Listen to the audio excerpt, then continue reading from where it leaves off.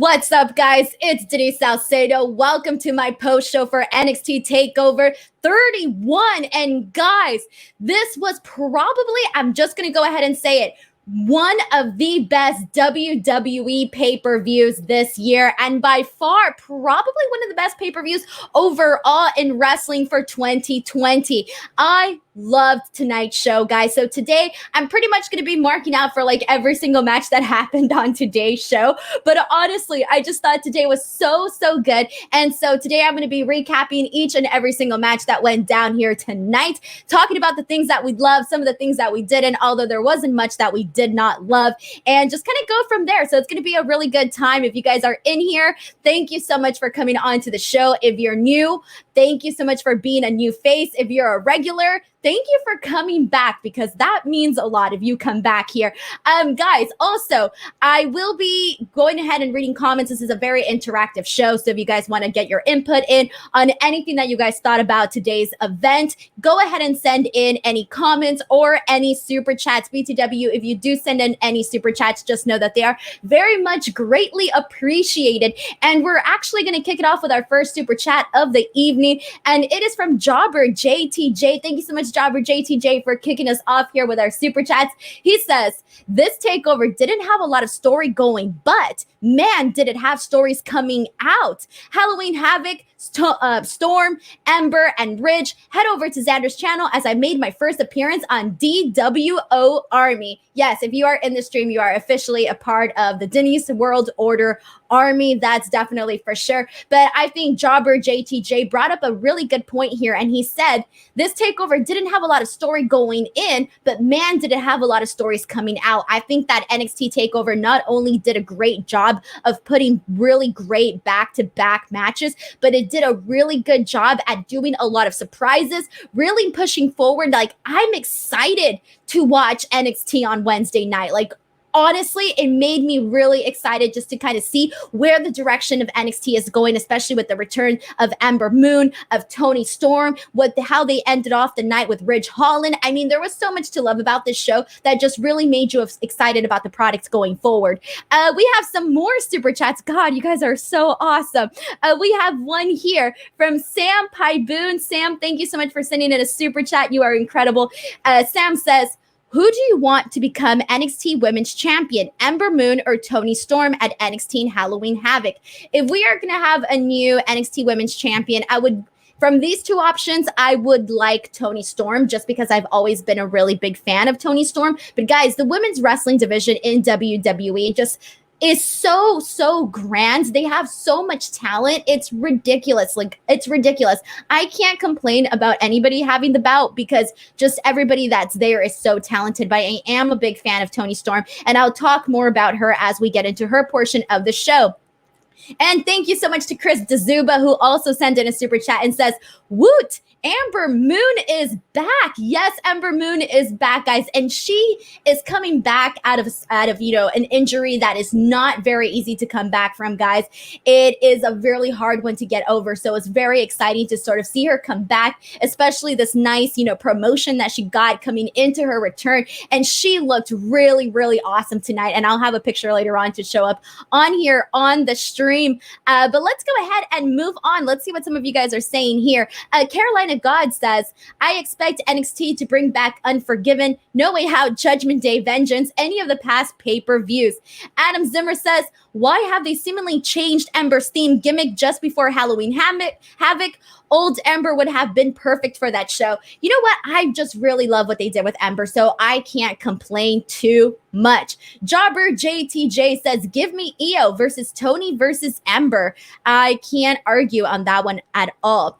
A Shock says, WWE has the talent, but NXT has the best booking. You know what? I won't argue there, but I do have to say that Smackdown has been doing a really great job as well. I mean, we have been nonstop talking about Jey Uso, Roman Reigns, and I'm really excited to see what they're going to be doing with the draft, because I do feel we're going to get a lot of new surprises, so that should be a really good time as well. But overall, there's a lot of things to be excited about in the world of wrestling. So guys, let's go ahead and dive into the show. We are going to go chronologically, so if you're watching and you want to know when I'm going to get to the match that we're going to be talking about, we're going chronologically. But Before we get started on the first match of the night, we do have to talk about Capital Wrestling Center. So this is the new, you can say, Thunderdome, but for NXT. And this is at the Performance Center, obviously. And here is a picture of what we saw here tonight. So the Performance Center definitely does not look like a gym anymore. That's for sure. In this photo, you can see that WWE really went all out and really dressed up the PC to really look really spectacular. I mean, they have all of these laser lights. The intro to NXT Takeover 31 was absolutely awesome. Like, it felt like you're at a rock show, like you're at a concert. And one of the things that WWE always does really well is their production. Their production is always top notch. They're not messing around when it comes to really putting out the best up there. So as you can see in this picture, or maybe the next picture that I pull up, you might be able to see better. But where it says NXT Takeover, we do have these big screens that are essentially like the Thunderdome. You had fans tuning in virtually. And I will say this, I thought that the way that they shot it for NXT, it kind of seems like the screens were a lot higher. And I thought that it was a lot less distracting to watch it the way they did this time than they usually do on Raw and SmackDown. But here is another look at the Capital Wrestling Center. And what you can see here is that they have put like a fence over, or like chains over the plexiglass. I really like this. I thought that this added to the, it really fits the NXT look with its edginess. NXT tends to have a very unique look, totally different from Raw and SmackDown. So I really liked how this felt. I loved the ambience of NXT Takeover thus far with the Capital Wrestling Center. So I will say that this edition of the CWC was definitely really awesome. Although I keep wanting to call it the Thunderdome, just because I'm so used to saying, oh, the Thunderdome. And so it's kind of throwing me off a little bit. But what did you guys think about this new incorporation into NXT and how they sort of transformed the Performance Center? So I'm going to go ahead and see what you guys are saying here as I pull up your guys' comments. All right. We got to talk about this. Actually, we will talk about this. Okay, JC710 says, the chains add the NXT edge. Yes, you took the words right out of my mouth. That is exactly what I was thinking about. Joseph Boza says, could this be a first step at getting fans back full-time, or maybe NXT Underground? There was a lot of rumors about NXT Underground, and I know Sean Ross Sapp did talk about that on Fightful Select. So if you guys want to get more information on that, you guys can definitely check out Fightful Select, because he has more information on NXT Underground and the concept and all of that. So I'll leave you guys to go that direction to find out more accurate information on this. But I know that they did have like friends and family today in the audience. They seem to have a few in there. I don't know exactly how many. If you guys know the number, feel free to throw it in here. But from what I saw, I mean, you could only see so many of them, but there was definitely a lot of cool things that they did tonight. We have another super chat from Michael Escobar, who says, the set looks so cool. I thought so too. Honestly, they did such a great job, but you know what though? They always really do a great job when it comes to that. Trekkie386 says, having the fans there did help with the atmosphere. It really did. I agree. Chris DeZuba sends in another super chat. Thank you so much, Chris. You are awesome. He says, the new look and setup was amazing. Yes, I 100% agree with you. Once again, for those of you who want to get a really nice look at this, this was an awesome picture that was provided to me by WWE. So a really great shot of what it all looked like entirely. So overall, really good start to, I do want to talk about that. So I loved the intro to NXT tonight, but I will say this, guys. I really miss Mauro Ronaldo on the show. I missed him so much, because this show had a lot of hype going into it in terms of we were all really looking forward to Kyle O'Reilly and Finn Bálor. There were so many matches we were looking forward to. They have this big promotion with the Capital Wrestling Center. So it had a lot more excitement going into tonight's show. And I really do think that not having Mauro Ranallo on this show did kind of hurt it a little bit from the commentary aspect, because there was so many times where I was like, oh my God, if Mauro Ranallo was here, I think he would have done an awesome job at this or an awesome job at that. And it's not to take anything away from the commentary team that's there right now. It's just that Mauro Ranallo brings something so different to the table, so unique to the table, that you cannot duplicate it. You cannot try to replicate it whatsoever. So I really do, in that sense, think that Mauro Ranallo was a big aspect of the show that would have just elevated it that much more when it comes to the commentary. Gianmarco Credi, who is a regular here on our streams, says, I 113% agree. Carissa Lopez says, I'm impressed with the set. It just looks so cool, and you can't even tell that it's the PC. Yes, you can't tell whatsoever, and that's obviously the best part. D-Train Riot Maker says, Mama Mia. We would have gotten so many of those today, honestly. And shout out to Mongo Tehran, who says, hi, thank you so much for coming into the stream. Aaron Kane says, I miss Mauro too. His commentary makes it so much better. Yes, and there was a specific match, which I will get into later on, that I think his commentary would have like driven that match even more so. But I will talk about that as we get into that. But guys, let's go ahead and kick it off. We're going to start off with the opening match of the night, which was Damian Priest versus Johnny Gargano for the NXT North American Championship. So I will say this was definitely one of the matches that I was most looking forward to going into tonight. As you all know, I have been a very big fan of Damian Priest for a very, very long time. Ever since I started watching him in Ring of Honor, I just thought, God, this guy is incredible. And throughout his run in NXT, I've been really, really rooting for him, just because I really do think he has so much potential is not even the right word. He has more than potential, and I don't have the right word for what I want to describe Damian Priest, but I really, really like his work. And Johnny Gargano, as we know, always brings he always brings the best quality work when it comes to pro wrestling. So you just knew that these two guys were going to have a killer of a match. And so having them come in for the opening match, I thought was the perfect way to kick off NXT. Chris DeZuba says, who was the redhead at the commentary table that wasn't Beth sitting there? So thank you so much, Chris. I did want to mention that they did have stand-ins for today at the commentary table. And, it was a little bit interesting that they had stand-ins. I'm not going to say that I was a fan of it. I was not a fan of the stand-ins because it was a little bit distracting. I, for a split second, thought that I was seeing Sasha Banks. I was like, wait, is that Sasha Banks? I don't know why. It just completely threw me off. So I wasn't a fan of the stand-ins.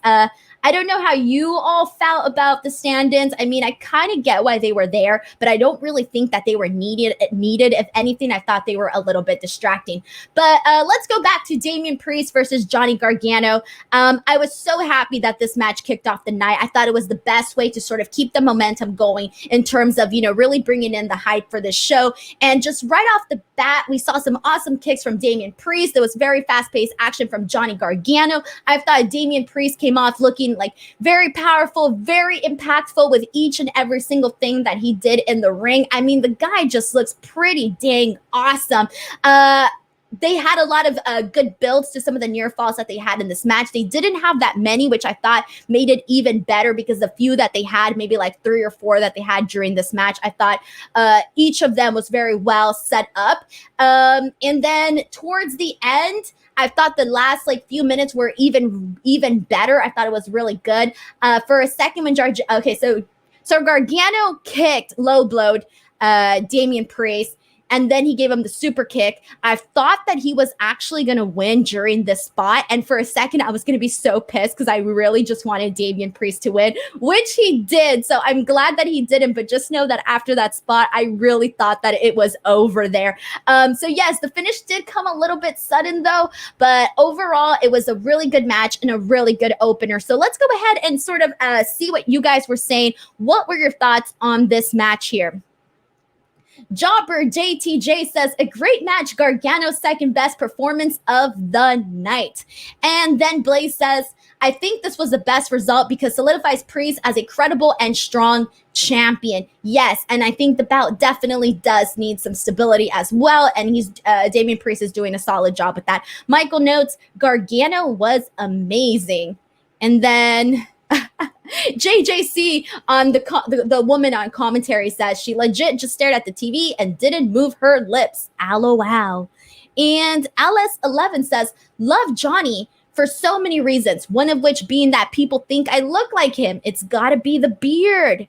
Alrighty, well, you know what? It's not that bad to say that someone looks like Johnny Gargano. Ryan Smith says, Priest should be booked better in my opinion. He's got so many qualities you want for a top guy. He definitely has those qualities that you want for a top guy. And I do agree in the sense with you, Ryan, that for a while on NXT, he was kind of just floating around. But I definitely think that ever since he got the belt, he's starting to find his footing. So I do definitely see a direction changing for him, for sure.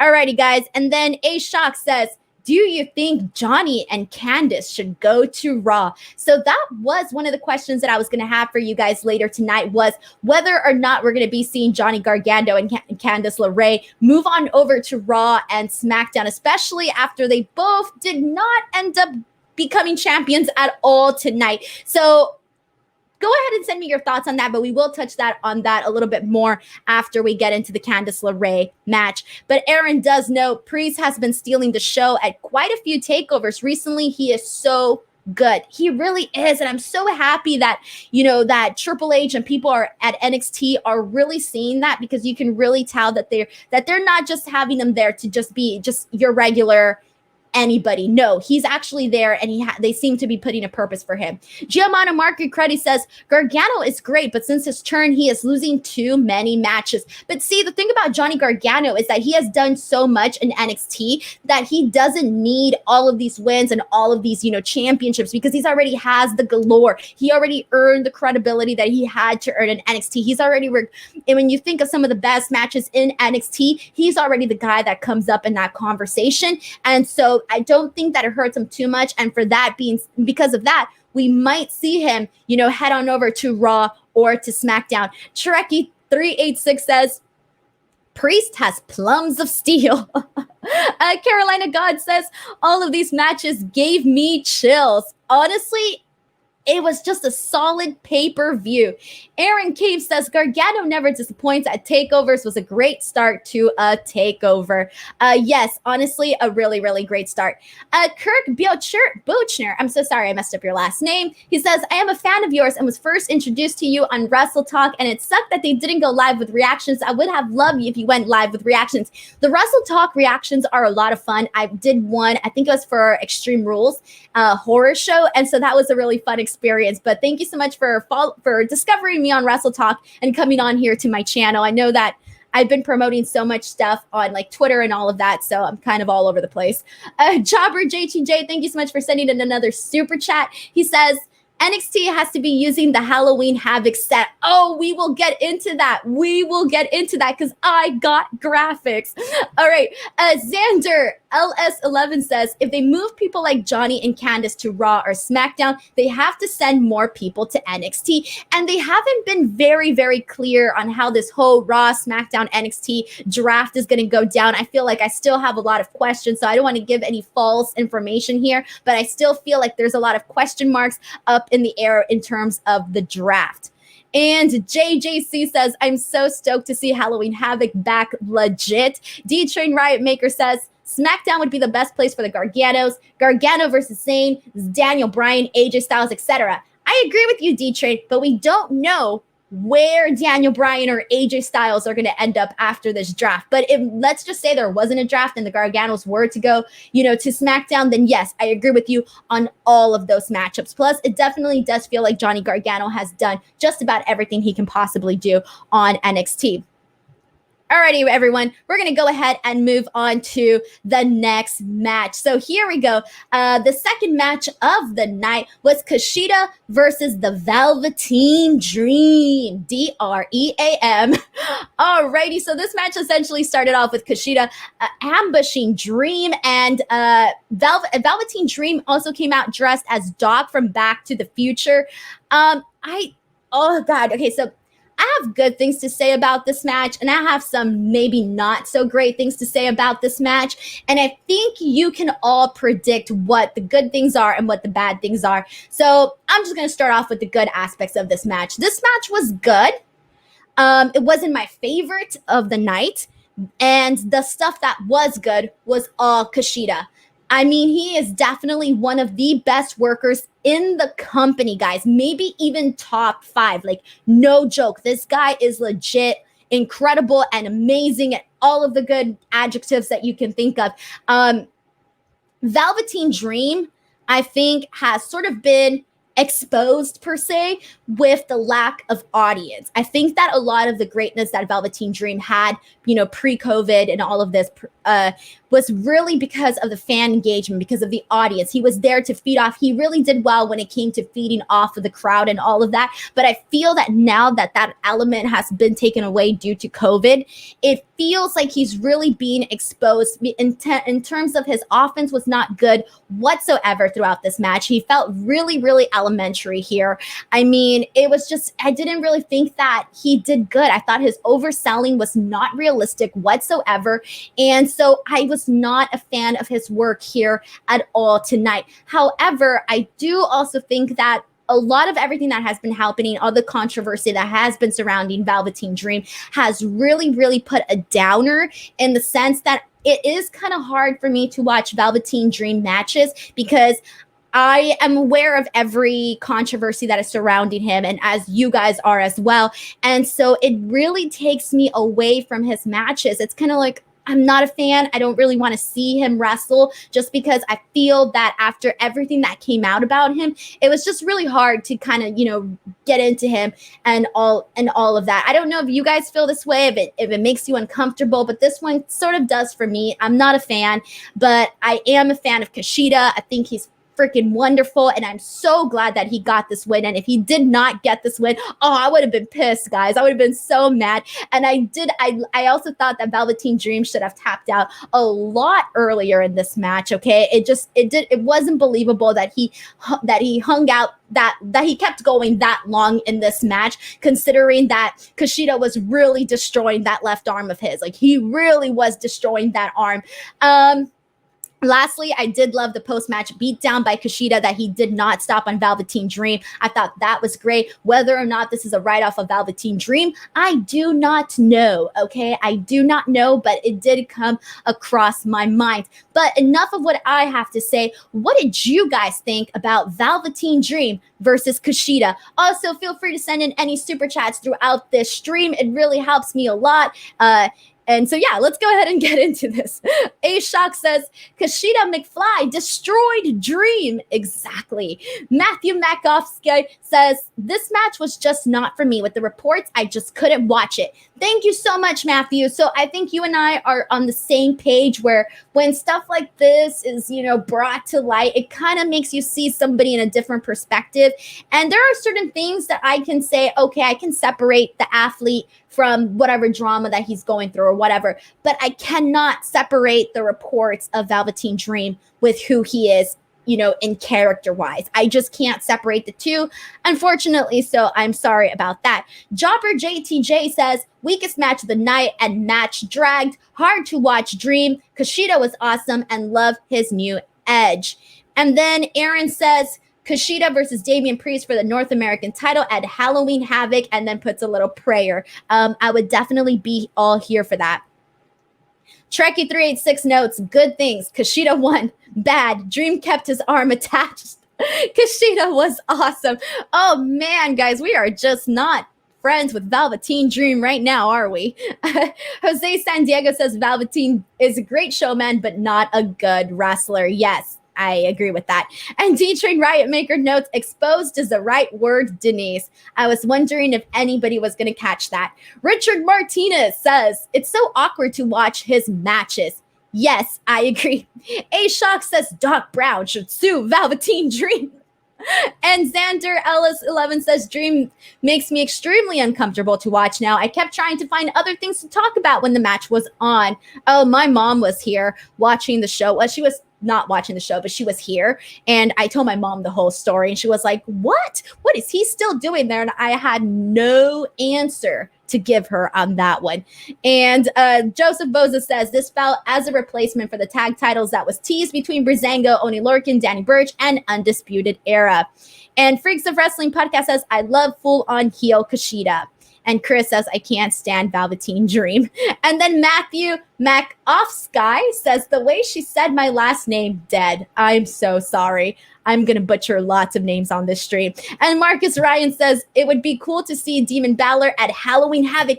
Yes, I did not think about that. But yes, keep the Halloween theme going, right? And here's the thing about Halloween Havoc is that you can have so much fun with a show like this. And since we're talking about it now is a great time to bring up the fact that WWE announced that they are bringing Halloween Havoc, NXT Halloween Havoc, on October 28th. For those of you who are wondering, that is a Wednesday, so it's not like a separate pay-per-view or anything. It's a NXT special, and it's going to be named Halloween Havoc, and it has been 20 years, everyone. 20 years since the last Halloween Havoc, and this is probably like the coolest name that you can possibly think of when it comes to a pay-per-view, especially like just think about like Halloween Havoc. They can really do so much with it. The fact like they own the name, so might as well use it and have some fun with it. And I also sent out a tweet and I put that they should definitely have the inflatable pumpkin and the gargoyle. If they do not have this at NXT Halloween Havoc, I will be very, very, very disappointed. So please know that going into this. They also did announce that Shotzi Blackheart would be hosting this event. So awesome opportunity for Shotzi, especially, I mean, we all know she has like the right look to be the host of Halloween Havoc, but I mean, just it's a really fun thing for Shotzi to have this opportunity. Kevin Wilkes says, Shotzi host Halloween Havoc makes so much sense. Exactly. And let's see if anybody else has a thought on this. Jose Santiago says, why is Shotzi on the Havoc poster? Very clearly that spot belongs to Ember. Howling at the Moon. Yes, that is a smart note there. But yeah, it's definitely Shotzi's night, especially because she's been on such a hot streak. People love her. I don't know anybody who doesn't love Shotzi Blackheart. And okay, so the last time I saw Shotzi was at Expo Lucha, and I was riding the elevator with her. And had I known that she was like gonna go off like literally like a month later to WWE, I wish I would have been able to like talk to her a little bit more, but I missed out on my opportunity. But I always have that one elevator ride that we had together. And Trekkie386 says, we need our pumpkin. And Fat Laces Picola says Halloween Havoc sponsored by Slim Jim back in the day. And A-Shock also says they need Snickers as a sponsor. Shotzi is a human energy drink amped up to 11,000. Oh, dude, Shotzi Blackheart is awesome. But speaking of awesome, it is now time to talk about our third match of the evening. And I will say this, I didn't think this match was going to be as good as it was. And the match that I am talking about is Santos Escobar versus Isaiah Swerve Scott for the NXT Cruiserweight Championship. And I'm just going to start off by saying that Santos Escobar is a goddamn star. All right, guys? S-T-A-R star. I mean, look at the way he came out, guys. Not everybody can exude that sort of personality, that sort of persona, but Santos Escobar, he really has the total package, man. And I cannot wait to see this guy in the main title picture because Santos Escobar is legit. Now, I do want to say this, that I didn't, okay, so I said that I didn't think that this match would really, I guess you can say, be one of my favorites, but it ended up being one of my favorites of the night. Maybe my third favorite match of the night. It was a very exciting match. It ended up being a lot more entertaining. I think the right guy definitely won with Santos Escobar, but there were a lot of few moments throughout tonight's show that for a second, I thought that Isaiah was going to take this match.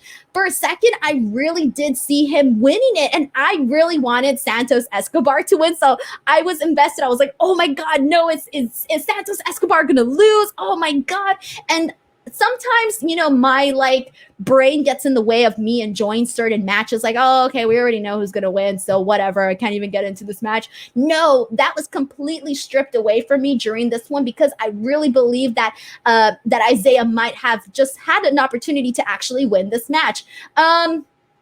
Especially the last 5 minutes of this match, I thought were really, really great. I even thought that the last few minutes of this match were a lot better than Damian Priest versus Johnny Gargano, and I just finished putting over this match tremendously. So the fact that I loved like the last 5 minutes of this match a lot more, I think should tell you everything. And I also want to say that these are the kind of matches that we need to be having for the NXT Cruiserweight Championship because it makes the title even that much more important. This because a lot of people will be like, oh, Cruiserweight titles, okay, let's not take this seriously whatsoever. But when you have matches like this with guys like Santos Escobar and Isaiah Swerve Scott that are putting, everything that they have into it, it really, really does elevate the bout. So honestly, awesome job on this one, guys. Like, awesome job. But what did you all think of this match? Go ahead and throw in your opinions because I will be going ahead and going through them. Also, reminder, feel free to send in a super chat as it really helps me out on this channel whenever you guys do.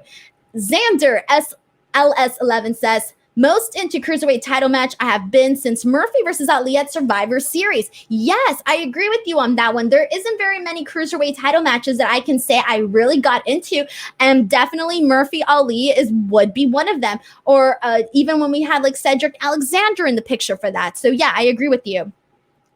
Jobber JTJ wants to know if we're going to be seeing The Fiend on Halloween Havoc. I don't know. I mean, I'm going to say I don't think so, but you never know because anything can happen in the WWE. Freaks of Wrestling podcast says Finn Bálor is on the way to the hospital to get an x-ray on his jaw. Triple H says, oh, snap. I know the Triple H media call is going on right now, which obviously I'm not on because I'm here. So I do not know what is being said right now. So thank you so much, Freaks of Wrestling podcast, for letting me know. Felicia 24/7G says, I thought that Isaiah was going to win in my opinion. Yeah, he fooled me for a second, guys. They fooled me. I was so sure that Santos Escobar was going to win, but for a second, I really did think that Isaiah was probably going to walk out with that belt. So I agree with you on that one, Felicia. And Lenny says, hey, Denise, what's up, Lenny? And, okay, Broken Freaking Neck says, who the hell was that Ashante guy that interfered in that match? I have no idea who he is. So that is Ashante B. Adonis, essentially making his debut in this match and attacking Legado del Fantasma. I am not that familiar with him, so I am kind of on your same boat here. But hopefully as we go through, we'll obviously learn a lot more about him. But from what I do know, based on what we've seen tonight, he seems like a pretty athletic guy. He seems like he's got, some charisma in there because he did do a backstage interview and he did pretty well, guys. So, yeah. A-Shock says, are you watching 205 Live? Guys, I do not watch 205 Live. I don't watch 205 Live. There's just so much going on, so no. Aaron Came says, I was thinking, why didn't they use Escobar all those months ago instead of Austin Theory? Would have made so much sense having Andrade, Garza, and Escobar. What a great match it was, though. Interesting. Interesting. And Jobber JTJ says, a fantastic, great professionally wrestling match joined for my match of the night. And let's see what else you guys are saying.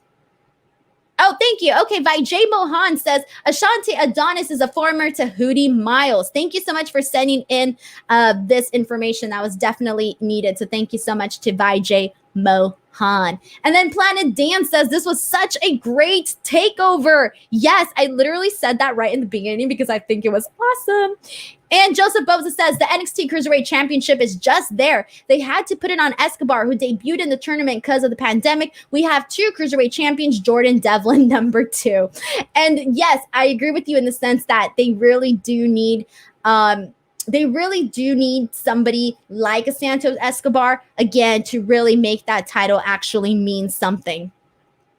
And all right. Oh, shout out to James Freeman. It says, hey, Denise, thank you so much, James, for coming on here. Thank you so much.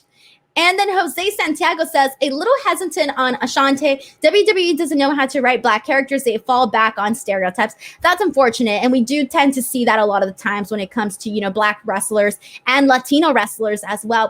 We do definitely see that a lot. So hopefully we don't, especially because, it really shouldn't matter what your skin color is in order to be a good wrestler or an entertainer. Marcus Ryan says, I have faith that they will use the Halloween Havoc set. They brought back the In Your House one. I really hope they do.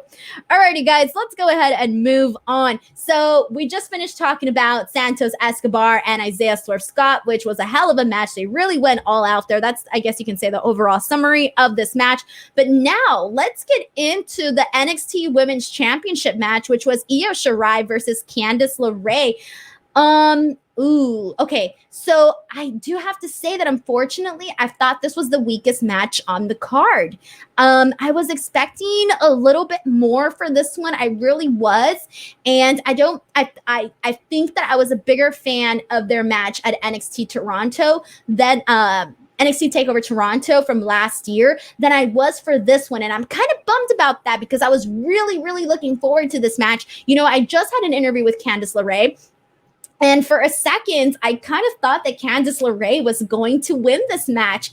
I thought we were going to come out and see her be champion, but that definitely did not happen. So that's why I'm wondering if just maybe we might be seeing their Garganos, leave NXT and, go to Raw or SmackDown. Now, I did ask Candice LeRae in that interview if NXT would sort of play a part in this, and if so, if she would want to move to Raw or SmackDown. And obviously she told me that she and Johnny Gargano are happy at NXT, that they love NXT, but she also did tell me you just never know what can happen because, a lot of the stars, they find out like during that moment which brand they're going to be on. So she did emphasize that to me in the interview. So now I'm starting to think that maybe that was a little, I don't know, maybe a little Easter egg to us possibly getting to see the Garganos elsewhere.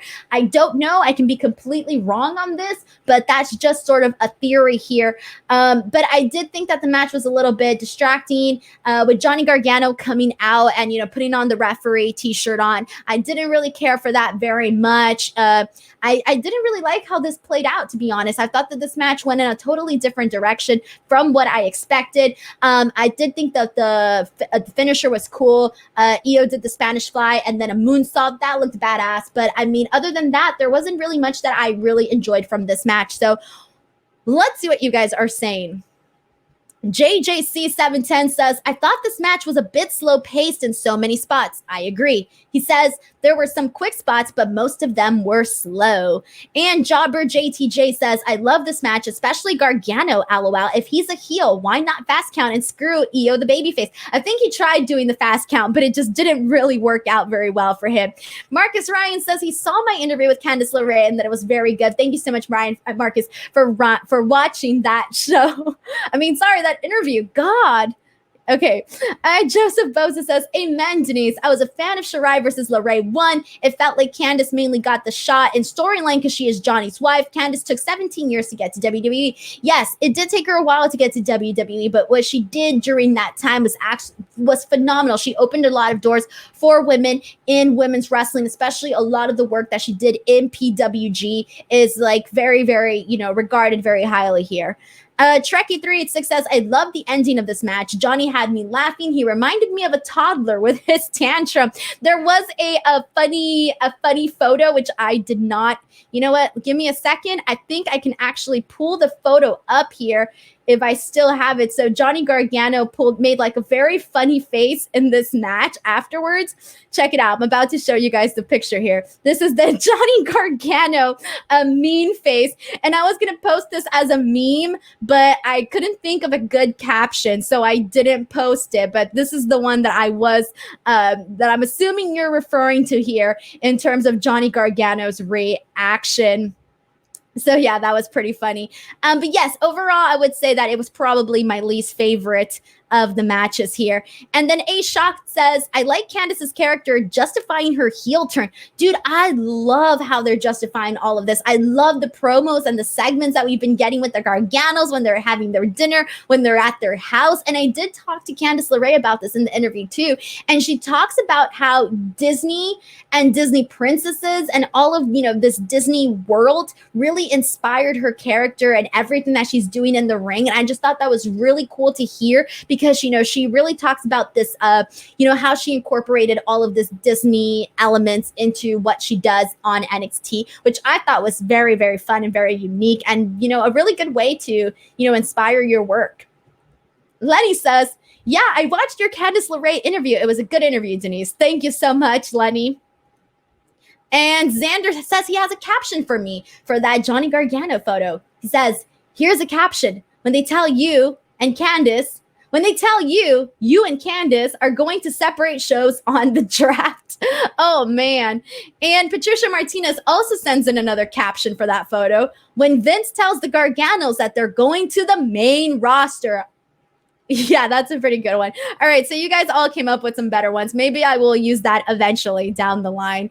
All righty, everyone. So after this match, we two major things happened on this match that I was almost completely going to skip by accident.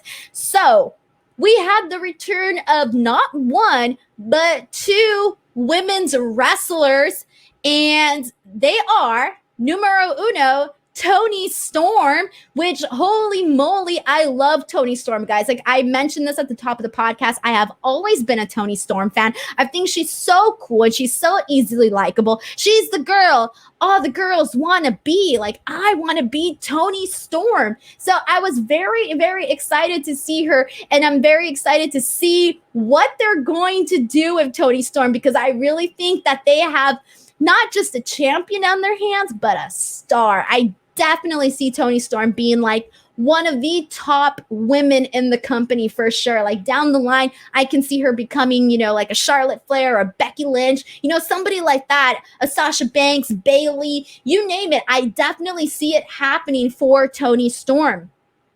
Alrighty, everyone.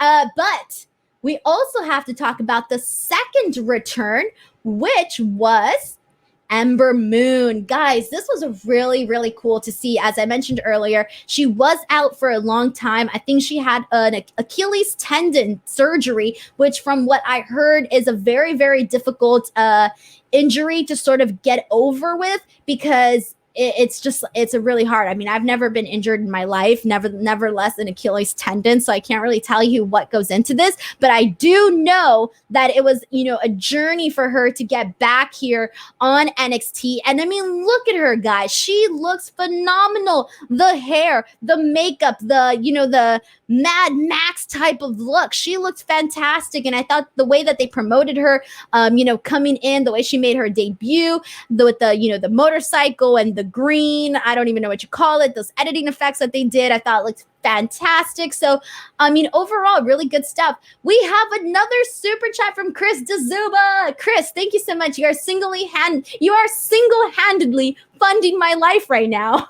Chris says, caption, Denise isn't on that show. Oh, okay, that's a really good one, guys. I'm essentially becoming the Charlotte Flair of wrestling podcast, for those of you who do not know. So a really good caption, Chris DeZuba. But let's see what you guys have to say in terms of, go ahead and send in your thoughts on Toni Storm, Ember Moon, send them in. Kevin Wilkes says, totally agree. Toni Storm could be one of the faces of the company. Yes, guys, she's a babe. Oh, I love her. All right, let's see who else. I was trying to, okay. Aaron says, Io Shirai versus Ember Moon, take my money. Yes, throw in a 5 for me, because I'm definitely there for that. A Shock says, glad Ember is back. Vijay Mohan says, caption for the Gargano meme, when you hear Denise dislikes the Reigns versus Uso match. Oh my God, Vijay. I got so many angry people on my YouTube for that. Like, there were so many people, well, maybe not so many. There were a couple of people that were not happy with my thoughts on that in my YouTube comment section. And you guys are all nice here, but there are those, people that are like, how dare you? And I'm like, calm down. It's wrestling. So I had a different opinion than yours. Calm down. You need to calm down. Joseph Boza says, this was like, what? To me, this feels like a huge loss in the Raw women's division. Now was the perfect time to bring Ember back to Raw. Interesting. So you kind of felt opposite here. But you know what, Joseph Boza, you are allowed to have your own opinion, and I'm not going to be like, what's wrong with you? Like some people do. But it's okay.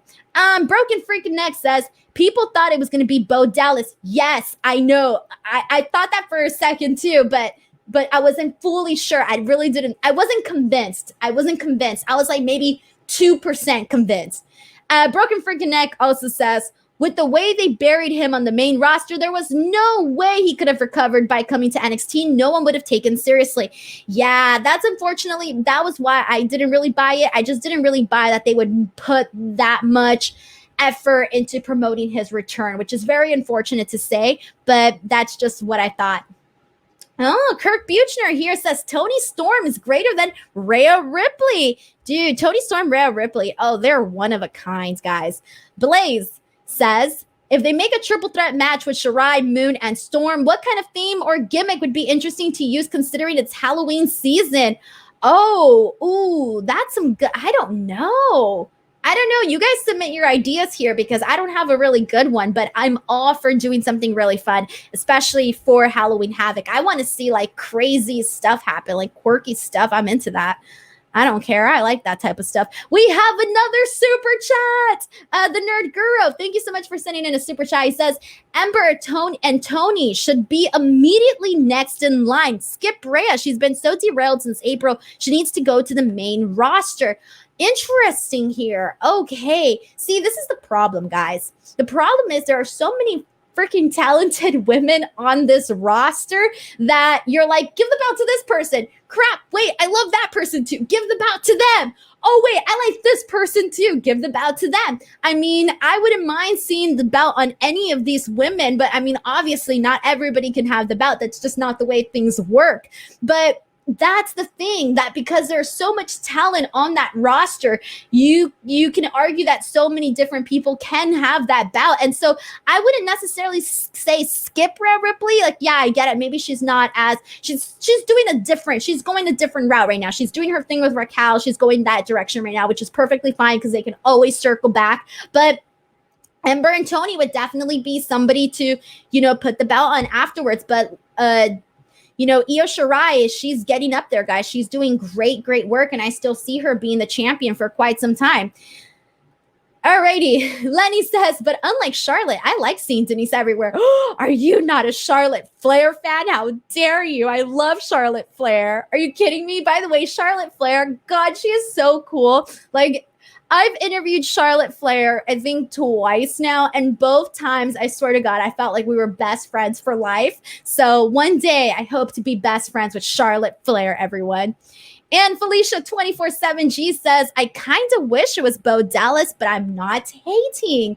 And A-Shock wants to know when Halloween Havoc is. It's on October 28th. It's on a Wednesday, so it's an NXT special. So it's not like a separate pay-per-view. It's a special on NXT, so that one should be really hot. And Matt Simpson says, Amber Moon is back. And Lenny says, please show me the Johnny meme face again. Well, you know what, guys? I give the people what they want. And here it is. The Johnny meme face once again, because Lenny wanted to see it. So here it is again, everybody. Alrighty, everyone. I'm trying to see what else I'm trying to read as many comments as I possibly can. Okay, Jobber JTJ says, Triple H confirmed that everyone at the PC were scanned and tested, kept in the pods, escorted from the pods, and they followed safety protocols. Jobber JTJ, thank you so much for keeping us posted on everything that's going on in the Triple H media call. You are awesome. Lenny says, Denise likes the quirky stuff, but what about the kinky stuff, Denise? ? Oh, I cannot answer that. You will just have to, I don't know, imagine that for yourself. All right, I'm moving on. This conversation has gotten out of hand. Gianmarco Credi says, Rhea is ready to be a star on the main roster. Dude, she's been ready to be a star, period, for a long time. I actually felt really bad when I was watching, God, what was I watching on the network? I was watching something on the network where everybody was talking about WrestleMania 36, and what was supposed to happen and how it all ended up turning out. And I was watching the clip of Rhea Ripley, and she's in Tampa in the stadium where WrestleMania 36 was supposed to be held at. She's looking around thinking she's gonna have her big moment. Oh, I felt so bad that she didn't get her WrestleMania moment, and it ended up having to be in the PC. Oh, definitely. Felicia 24/7G says, do you think it hurts the Raw women's division? I think the Raw women's division has, they have people. I mean, they have Bianca Belair. They have people. They just need to work on it a little bit more. There needs to be some twerks. I mean, they have Mickie James, who's doing great stuff. Asuka's a great champion. I mean, they have a lot of potential there. A-Shock says, Rhea to SmackDown, ?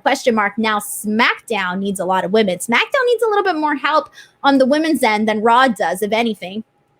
And JJC, oh, thank you so much, JJC. He says, it's the show must go on. LOL, it's the Chronicle episode. Thank you. Yes, that's what I watched. I forgot what I watched, everyone. I've been watching so much wrestling that my brain is exploding and I don't even know what I'm watching anymore. All right. But guys, it is now time to talk about our main event. Holy Toledo, holy guacamole. Like Sean Ross Sapp says, hot dog. Here we go, guys. Our main event was the NXT Championship match, Finn Bálor versus Kyle O'Reilly. So this was the match that everyone, when I asked, what match are you most looking forward to? And I knew people were going to say Finn Bálor versus Kyle O'Reilly. I still asked, though, because I'm nice and I want to know what people have to say. And everybody was definitely Finn Bálor, Kyle O'Reilly. And this match did not disappoint. When you think of wrestling and a straight up wrestling match, if this match does not pop into your mind right away, you're doing it wrong, everyone, because this was fantastic. I mean, both guys, I just tweeted this, both guys knew what the hell they were doing. This match is the reason why I cannot get into stuff like Raw Underground, because that is not legit.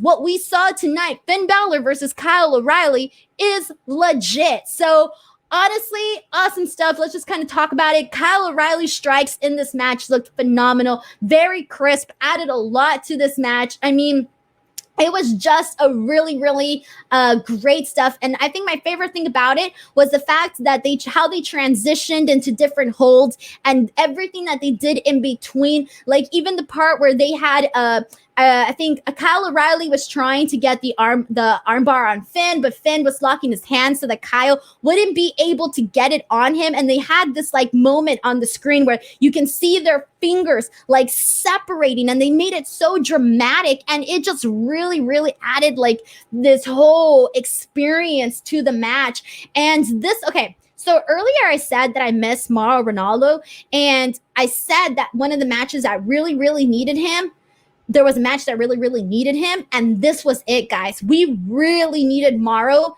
on commentary for this match, because obviously with his MMA knowledge, his MMA work, he would have brought so much information as to what these guys were doing, really describing the in-between transitions from hold to hold. So I do think that his expertise and knowledge of this would have elevated this match even more so, because there was so much that they did there that I think would have been really great to have explained to the viewers that were watching this. So, but honestly, this was such a great stuff. I mean, the ending was a lot of fun. At the end, I mean, they were both bleeding from their mouth. There's a shot of Finn Bálor that's just like, blood and, I mean, I was going to say blood and guts, but that's a little bit too dramatic now. But yes, it was a really, really awesome match. Finn Bálor did end up winning, but man, this match was really good, guys. And in the end, we did see Ridge Holland take out Adam Cole. And this was phenomenal too, because Ridge Holland, dang, there is no one like Ridge Holland right now. He is bringing this new level and intensity to NXT that we don't always see. And he's so far from what I've seen on Ridge Holland, I am getting on his bandwagon before he takes off and becomes even more popular. I'm going to say I was on the Ridge Holland bandwagon as it is, because because he's really, really awesome. And so I love that they, brought him in and that he's working with guys like Kyle O'Reilly and Adam Cole, that he's being put in these storylines with him because it's making him seem like that much more of a big deal. And that's exactly what you need to do with younger guys that are, still, you can say, in the developmental, not like developmental, but developmental. They're still, getting up there. They're obviously not your Johnny Garganos or Tommaso Ciampas of the world, but they're making their way there. So I did like the way they incorporated him into the storyline. They're adding the sense of like, oh, is he connected? Is he aligned with Finn Bálor? We don't know. So I love all the facets and different layers that they're adding to the storyline, which is why I was a fan of how they utilized Ridge Holland at the end of this match. So, I mean, overall, just good. It was good shit, pal. Did I say that right? I don't know if I said that right, but it was good shit. Okay. Alrighty, let's see what you guys had to say about this, guys. Send in your comments. Let's get into it. What is the chat saying here? A Shock says, caption to the Johnny Gargano photo, my reaction to the main event. Yes. And then Jobber JTJ says, Kyle O'Reilly looked great in defeat. A new top babyface star is made from one match. Yes. Thank you so much, Jobber JTJ, for saying that, because I agree with you. When Kyle O'Reilly, won the tournament to the Gauntlet Eliminator to get this opportunity, I was not completely sold on it. To be honest, I was like, all right, whatever. But after this match, I became a way bigger fan here, honestly. Aaron Kimes says, O'Reilly is so damn good. Push him as a main eventer. If they don't after tonight, I can't, I don't know. I wouldn't even have an answer for you as to why not. Trekkie386 says Finn versus Kyle was definitely worth the wait. You had every reason to believe Kyle was going to win. And that's the thing, when they can get this like rise out of you where you don't really know like what can happen. It's like, it adds, a lot more fun and a lot more intrigue where you just really don't know who can take it. Lenny says, D, the nicest women in wrestling media. Thank you. Aaron says the main event was a technical masterclass from both.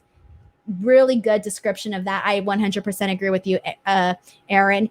And Anthony Bruno says, we have two rivals, Trinity or McGuffey. Who do you want to win? Wash High Prexies versus Trinity Hillers or Wash High Prexies versus McGuffey Highlanders? I don't know. Blaze says, who can be next in line for Bálor? Also, does Ridge Holland mean this will be the prelude to the Undisputed Era implosion? Possibly.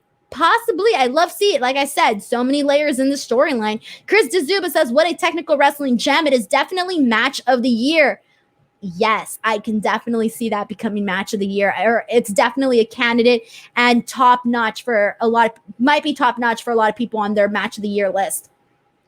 Brad Bell says Kyle selling of the kidney shot made that match. Dude, they did a lot of really good stuff. Kevin B says, great point. A-Shock says Morrow is a Kyle O'Reilly guy. And Jobber JTG says Triple H just doesn't know if NXT is part of the draft. Oh, did he just say that on the media call? Okay. Felicia247G says, we can all agree that Raw Underground sucks. Yeah, I have to agree. Broken Freaking Neck says, my friend told me that maybe it was Fish and Strong who attacked Cole and they had Ridge carrying him to the ring. Interesting theory. Where did I go? I have a few super chats, guys. Oh, here we go. We got some super chats. Thank you so much to Kirk Buchner for sending in a super chat. He says, you have read 2 of my comments and have mispronounced my last name. I feel like we're becoming friends in a way. Wait, you're still allowing me to be your friend even though I messed up your names? He says, my last name is Beekner. Oh, okay. Thank you so much for that, Beekner, because I would have never guessed it with the spelling. I'm so sorry. If I don't know somebody's last name, I'm just going to say your first name, but I will try to remember Kirk Beekner. Okay.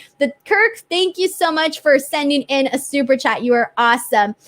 And the Nerd Guru says, I think Roddy and Fish faked the whole Ridge thing. I think they attacked Adam Cole. The Nerd Guru, thank you so much for sending in the super chat. And I like this theory. I think it's a very interesting theory.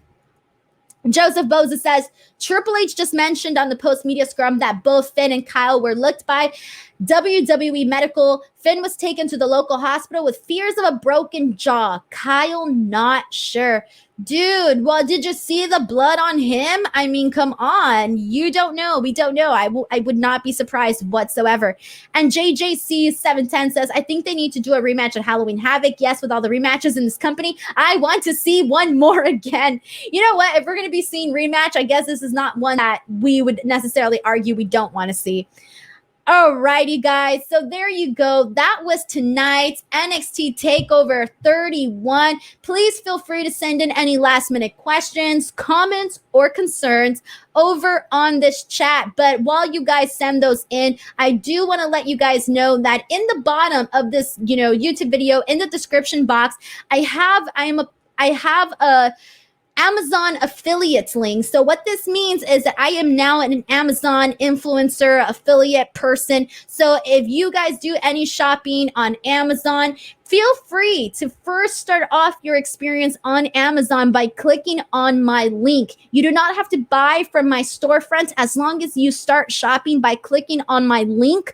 I do get a percentage of that money, and it would be a really great way just to sort of help me out. So if you do any shopping on Amazon, please make sure to start off with my link. Once again, you can find that link over in the description box.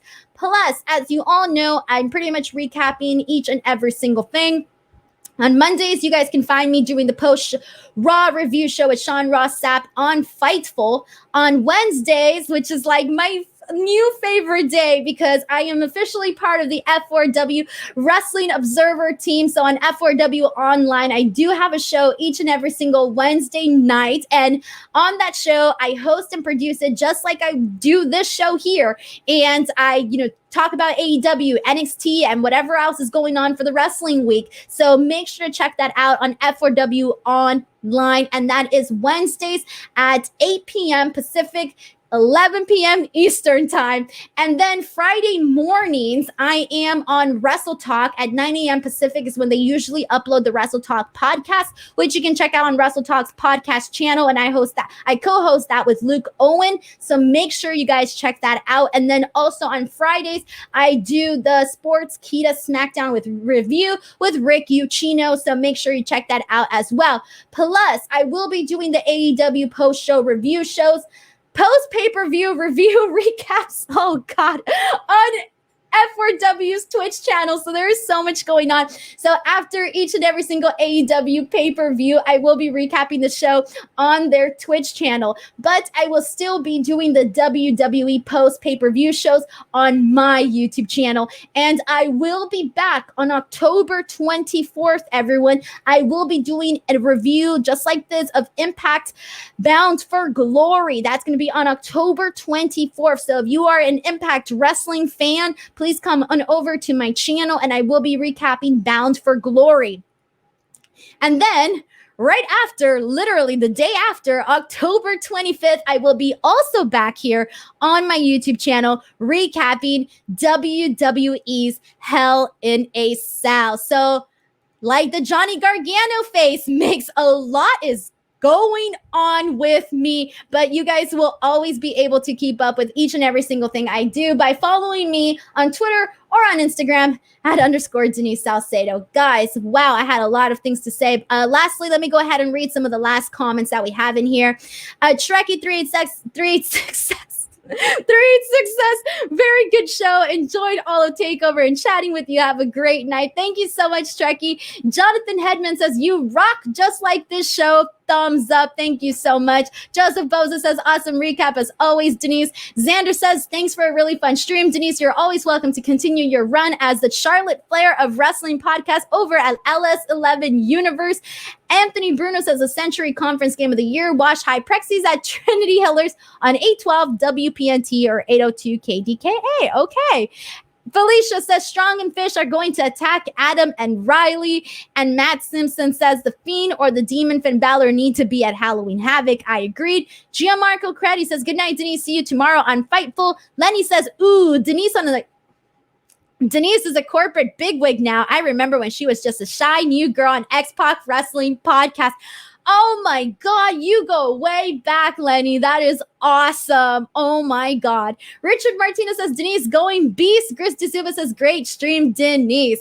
Thank you so much to Aaron, Kirk, David, who also sent in some comments basically saying that I'm awesome and fun. So thank you guys so much. A Shocks ends the night with be safe and have a great night. Also, thank you so much to Henry Portillo for the you are amazing comments. And Jane Mohan says, Denise, do you even have time to sleep with all of these jobs? I always have time to sleep. I love sleep, so I always find time. Alrighty, everyone, I'm done. I'm sweating. This was a really, really fun night, and I cannot wait to see you guys again back here. I'm sorry, not back here, but on Wednesday. Please, guys, do not forget to check out Speak Now Pro Wrestling on F4W Online's YouTube channel, 8 p.m. Pacific, 11 p.m. Eastern Time. And make sure to follow me on Twitter or on Instagram at _Denise Salcedo. Until next time, I'll see you guys later. Make sure to give this video a like and subscribe to the channel if you haven't already. Goodbye, everyone.